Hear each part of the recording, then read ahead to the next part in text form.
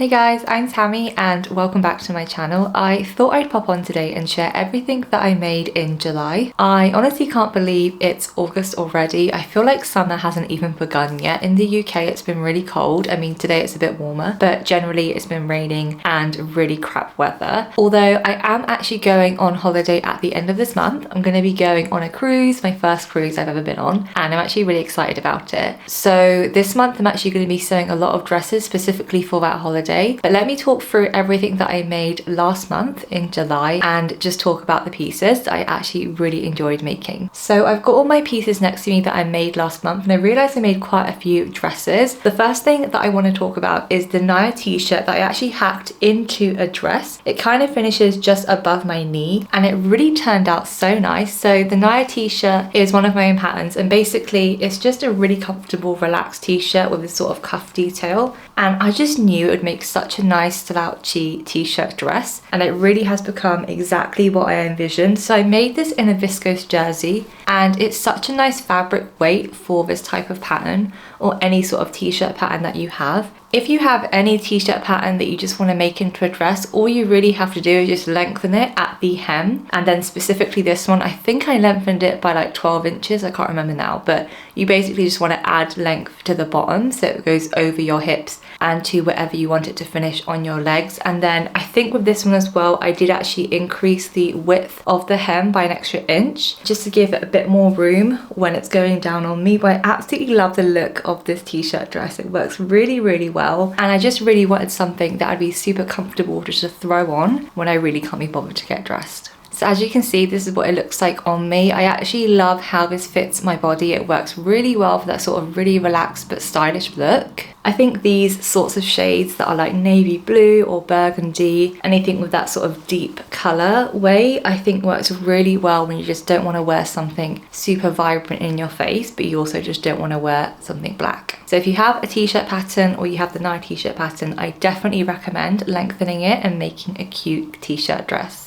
So the next dress I want to talk about is something that I made at the very beginning of last month, and it is basically this really cute bright pink linen dress. This is actually the Viki Sews Iris pattern, and it is absolutely gorgeous. So it's basically a V-neck style dress with this really gorgeous bust detail. I'm not sure if you can see what that looks like, but I absolutely love the really kind of intricate detail around the bust, and then the back actually has this sort of sheared back detail. And it's a very comfortable dress because it basically has a gathered waist right underneath the bust line. This actually goes into a midi length skirt, but I actually hacked it to be a shorter length on me because I found I actually did make this midi length, and then I tried it, looked in the mirror, and I felt like it made me look pregnant. I just found that length with the sort of gathered detail right underneath the bust just kind of didn't work for my frame. I'm not sure as well because the linen really does hold the gathers, it just kind of creates a bit more of a poofy detail. But if you've not tried sewing the Iris dress by Viki Sews, I definitely recommend it. It was much easier to sew than I thought it would be. It kind of felt like I was pushing my skills a tiny bit to, you know, perfectly match the centered front line where the V sits. And it just felt like a nice way to push my sewing skills without sewing something super intricate. So if you've not sewn it, I definitely recommend. It was my first time as well sewing a sheared back like that, and I specifically like how they teach you to finish the raw edge of that. It works really well for this pattern. And it was also my first time sewing these sorts of adjustable straps. I'm not gonna lie, they don't look that good. I don't know why.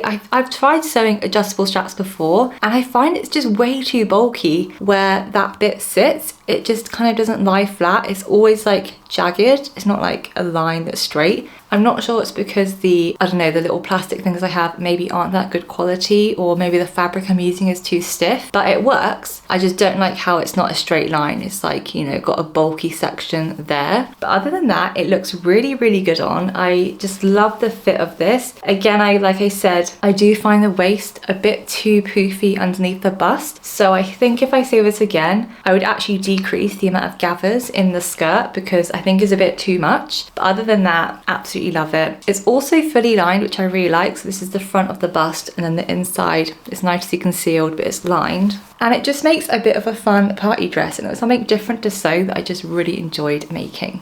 So the next thing I want to talk about is my new sewing pattern that I've released last month, and it is the Tyra Tank pattern. I'm actually wearing it today, and I've also made quite a few versions, but some of them are in the wash, but the one I have that I made most recently is this orange version. So it's basically the same thing, just in a bit of a different fabric and in a bright orange. If you've not seen it before, it's basically a really comfortable sleeveless V-neck tank top, and it is just such a staple in my wardrobe. I'm not gonna lie, I would say the majority of the time I'm actually not wearing dresses. I'm actually wearing kind of tank tops or really easy comfortable t-shirts. I do wear dresses when it's warm, but like today it's just so windy and cold outside, I just don't really fancy wearing something dressy, especially because a lot of the day I am sewing, or I am kind of cutting out patterns, or I'm just on my laptop working. I find it weird to be like really dressed up when I'm just doing stuff at home. So if you're looking for a really simple tank top that you want to make that has a really nice V-neck detail, the Tyra Tank might be for you. So this is the tank version that I made, and then I also include instructions on how you can hack it into a dress, and this is a dress version that I made. And again, it's just nice to throw over, it's nice and comfortable. This also actually looks really cute with heels. I can imagine wearing this on holiday when I kind of want to look dressed up but also want to be super comfortable. I'll leave a link down below with where you can find the Tyra Tank pattern, as well as all the other patterns that I talk about in this video. So the last thing I want to talk about is a dress that I made that I've actually already worn out twice to go out, and it is basically this Rhea dress, but it's not your normal Rhea dress. So it's got the same bodice, but I actually included a longer skirt that goes all the way down to like a maxi length, and I also added side slits for a really cute sexy vibe. I honestly love how this turned out. So this is actually made in a viscose, and it's just such a nice going out dress. Like it's really nice if you want to go out for dinner and you want to look cute but you don't want to wear something super tight and form fitting. This just works absolutely beautiful.